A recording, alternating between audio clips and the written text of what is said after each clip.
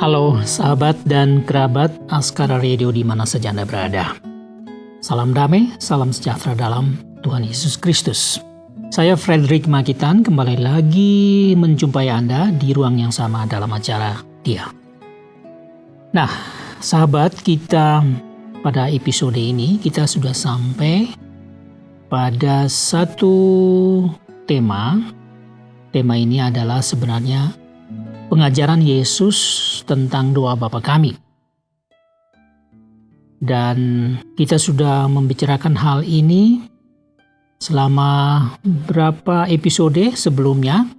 Dan satu persatu di dalam kalimat doa Bapa kami sudah kita coba belajar apa makna di belakangnya dan juga bagaimana kita merenungkannya, apa itu merupakan pesan bagi kita dan seterusnya. Dan kita hari ini sampai pada satu kalimat yang ada dalam Matius 6 pasal 11.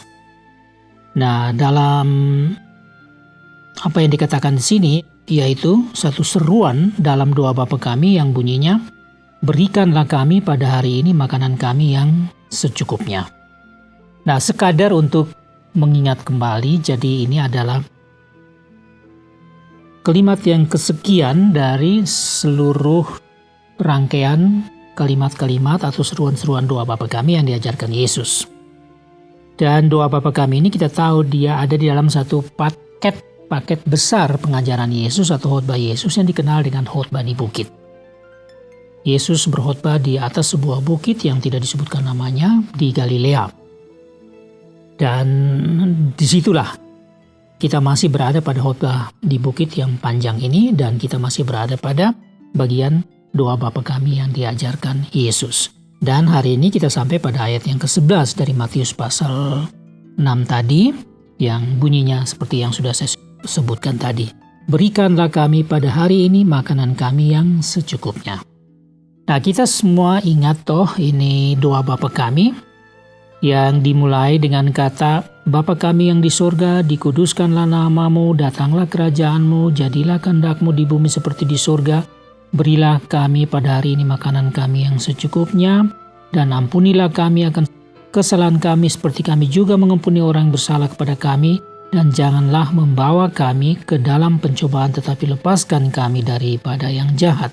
Karena Engkaulah yang punya kerajaan dan kuasa dan kemuliaan sampai selama-lamanya. Amin." Nah, kalimat ini yang kita akan coba belajar dan merenungkan. Berikanlah kami pada hari ini makanan kami yang secukupnya. Inilah temanya. Inilah topiknya untuk hari ini. Nah, saya juga ingatkan kita sekalian pada mengenai audiens ini ya. Saya selalu ingatkan ini. Jadi audiens pada khotbah di bukit pada hari itu mungkin di siang hari itu adalah sekelompok besar orang-orang yang terus-menerus mengikut Yesus. Kemanapun Yesus pergi, mereka ingin mendengarkan Yesus, mereka datang dengan penyakit-penyakit dan ingin disembuhkan.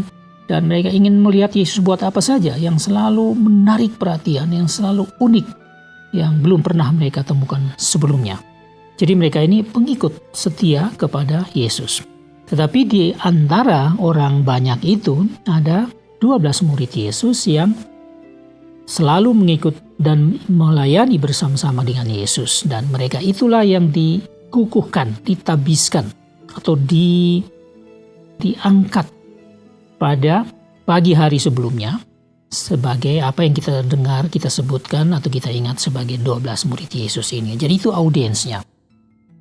Tapi kita juga ingin tahu, kita perlu ingat kembali situasi seperti apa ya. Apalagi kalau kita dengar seruan doa ini, "Berikanlah pada hari ini makanan kami yang secukupnya." Ya Bapa, berikanlah pada hari ini makanan kami yang secukupnya. Jadi bagaimana relevansi seruan doa ini dengan situasi dari audiens atau bangsa Israel secara keseluruhan? Jadi kita tahu bahwa pada saat itu memang masalah kesulitan makanan itu ada. Seberapa sulitnya kita tidak bisa mengukur dari sekarang, tapi kita bisa menduga. Kita bisa menduga itu seperti apa. Karena secara politis kita ingat bahwa bangsa Israel ini masih berada di bawah penjajahan kekaisaran Romawi yang sudah dimulai sejak kurang lebih tahun 61 sebelum Masehi sampai pada masa Yesus. Jadi Yesus berumur 30 tahun kira-kira pada waktu Tuhan Yesus mulai melayani ini. Jadi berarti sudah ada 90 tahun kira-kira bangsa ini berada di bawah penjajahan kekaisaran Romawi. Jadi ini berarti masalah politik adalah masalah besar buat mereka. Mereka satu bangsa yang dulunya begitu hebat, kuat, sekarang kok dijajah sudah sekian lama ini. Dan tidak main-main Romawi ini dalam hal menjajah bangsa Israel ini. Nah, itu juga berarti ada ketegangan politik besar pada saat itu dan memang ada pada waktu itu. Sehingga misalnya munculnya Yesus atau sebelumnya muncul Yohanes Pembaptis. Sebelumnya juga sudah ada muncul tokoh-tokoh lain yang membuat memang masalah politis masalah yang paling diperhatikan dan paling dianggap sebagai sangat mengacaukan baik oleh kerajaan Israel maupun oleh penjajah Romawi. Nah, Galilea juga merupakan satu masyarakat tersendiri yang banyak pemberontak datang dari sana. Jadi memang Galilea ini mendapat perhatian tersendiri baik oleh para pemimpin agama Yahudi juga oleh kerajaan Israel, Herodes, dan juga oleh wakil kekaisaran Romawi pada saat itu. Jadi memang secara politik dan juga masalah sosial juga besar. Hubungan satu dengan yang lain menjadi begitu kacau, tidak benar, saling curiga, dan sebagainya itu berkembang. Nah, itu juga berarti bahwa persoalan ekonomi bangsa ini memang sangat minim, sangat sulit ya. Rakyat ini harus membayar pajak, baik untuk kekaisaran Romawi maupun untuk kerajaan Herodes, untuk dalam peraturan agama Yahudi, ya mereka harus membayar ini itu untuk untuk agama ya, untuk pemimpin-pemimpin agama ya, misalnya harus selalu siap uang penebusan dosa dan uang macam-macam sesuai dengan peraturan agama Yahudi. Nah, padahal soal pertanian pada masa itu juga tidak begitu baik ya. Sudah bayar pajak tinggi, penghasilnya kurang baik, belum ada tekanan-tekanan dari para pemungut pajak dari macam-macam pihak-pihak yang lain. Jadi memang keadaan ekonomi sangat-sangat sulit. Jadi makanan sehari-hari adalah masalah besar. Maka waktu Yesus sebutkan hal ini, kalian dalam doa Bapa kami doakan minta kepada Bapa yang di surga, berikanlah kami pada hari ini makanan kami yang secukupnya. Sangat-sangat relevan dari sudut pandang fisik. Ya. Jadi audiens ini merasa pasti senang dengan doa ini. Jadi Yesus mau memberikan jaminan kepada mereka bahwa Allah pasti menjawab.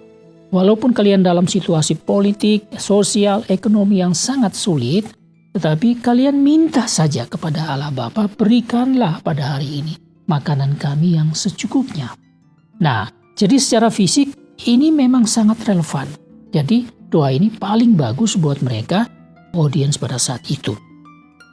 Nah sekarang bagaimana kita belajar tentang hal ini kalau kita membawa pesan doa Bapa kami atau seruan doa Bapa kami ini ke dalam kehidupan kita, ya, audiens sebagai orang pengikut Kristus, sebagai orang-orang yang beriman kepada Tuhan Yesus Kristus pada hari ini. Apakah kita juga di dalam keadaan yang sesulit itu? Secara politik, ya kita baik-baik saja. Ya, apalagi kita di Indonesia, demokrasi berkembang dengan baik, walaupun memang masih ada pergulatan sedikit-sedikit untuk perbaikan terus dari masa ke masa. Tapi relatif kita baik, ya.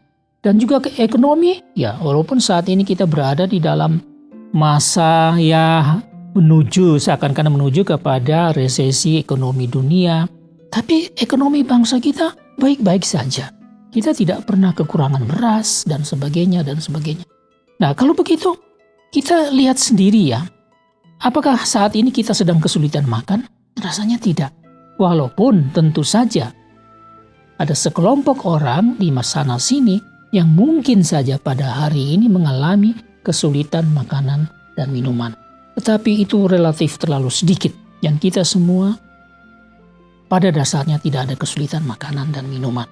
Nah, kalau begitu apa relevansi doa ini?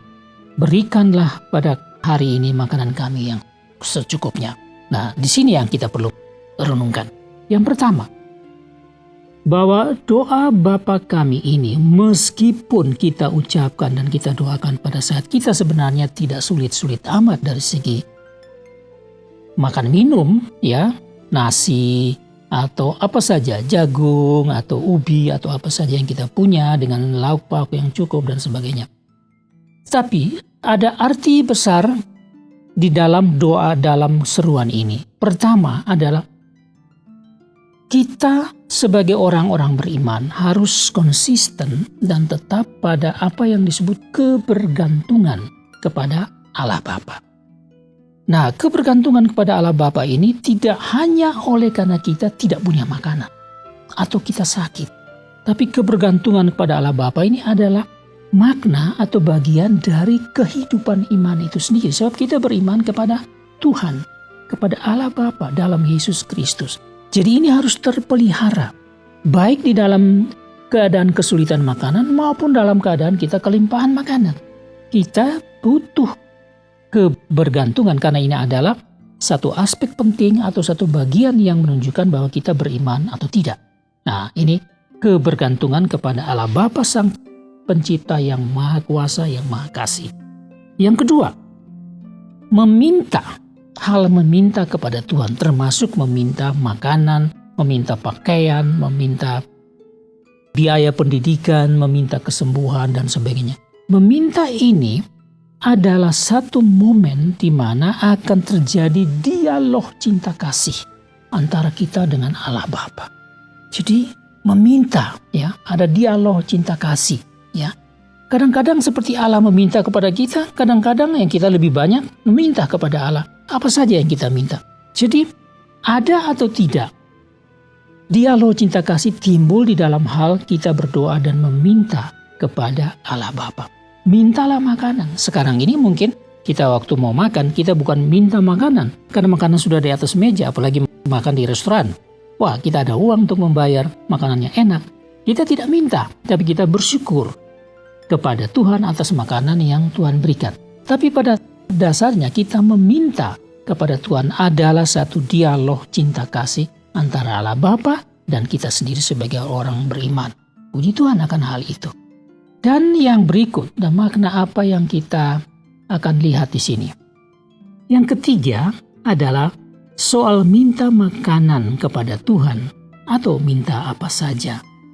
Ini menunjukkan, terutama minta makanan ya, di dalam doa ini. Berikanlah pada kami makanan kami pada hari ini yang secukupnya.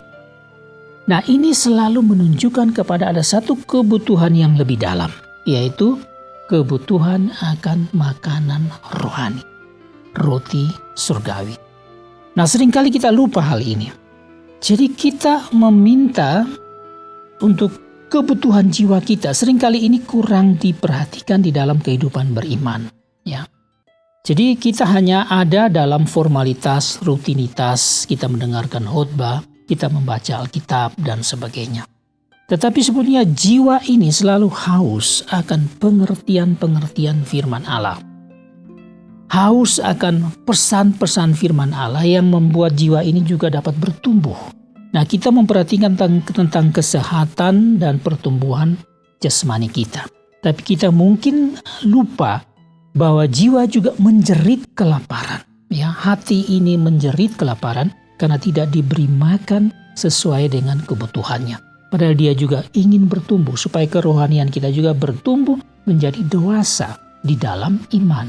Jadi seruan minta makanan pada hari ini, makanan yang secukupnya, ini sama juga dengan atau mengingatkan kita atau menyadarkan kita tentang jiwa yang berseru kepada Tuhan, berikanlah pada hari ini makananku juga, agar aku dapat hidup, bertumbuh, berkembang dan menjadi dewasa di dalam iman, di dalam kasihku kepada Tuhan. Jadi paling tidak ada 3 hal itu untuk kita pada hari ini. Yang pertama, kebergantungan kepada Tuhan.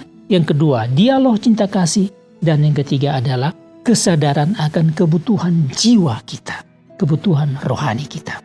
Itu 3 hal yang menjadi pesan buat kita, yang menjadi renungan kita pada hari ini melalui episode ini. Demikianlah sahabat, berkat surgawi atau sentuhan surgawi buat kita melalui pembelajaran dan perenungan kita di atas kalimat berikanlah pada hari ini makanan kami yang secukupnya. Sudah waktunya saya harus mengundurkan diri dan saya mengucapkan banyak terima kasih atas segala perhatian Anda. Saya undur diri untuk jumpa lagi pada episode yang berikut. Get your message, have a good day, and see you next time.